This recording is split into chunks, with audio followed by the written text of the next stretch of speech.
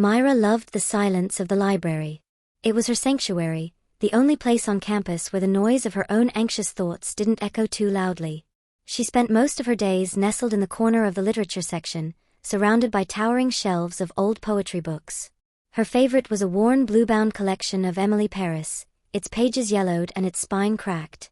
She would trace the letters with her fingers, losing herself in verses that seemed to understand her better than anyone. One rainy afternoon, Maira was struggling with a particularly difficult essay on metaphors in Victorian poetry. Frustrated, she pulled out a sticky note and scribbled, "I hate this. I don't get any of it. Why is poetry so hard?"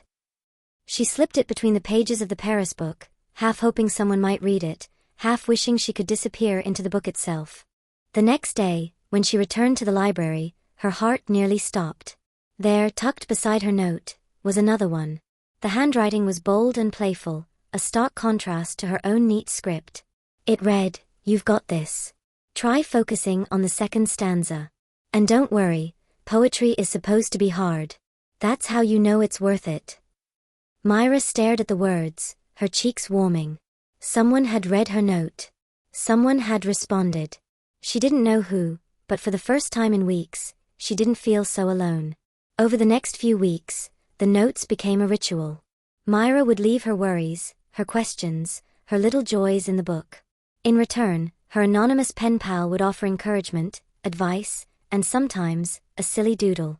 They wrote about everything: favorite books, worst fears, the best snacks to eat while studying, and even the most ridiculous dreams. The notes grew longer, the connection deeper.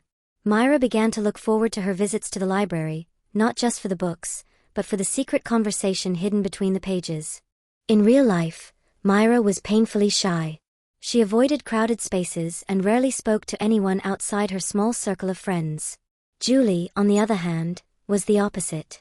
She was an art student, known for her vibrant personality and her habit of turning every campus event into a party. Maira had seen her around, laughing with friends, painting murals on the walls, and always seeming to be at the center of attention. Julie was everything Maira wasn't: outgoing, confident, and effortlessly cool. They'd bumped into each other a few times, once at the campus cafe, once near the art building, and once in the hallway during a rainstorm.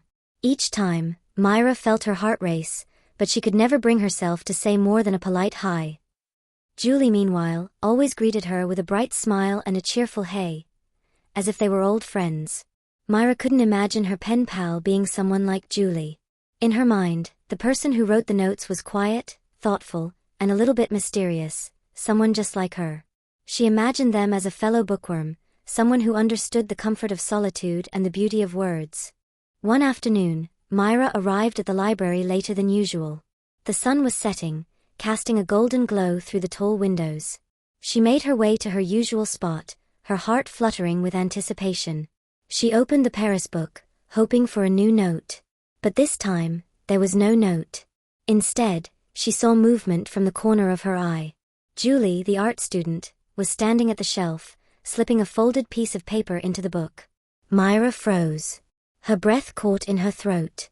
Julie turned, her eyes meeting Maira's. For a moment, they just stared at each other, the silence stretching between them. Then Julie smiled, a little nervously, and said, "Hey Maira. I didn't know you liked this book too."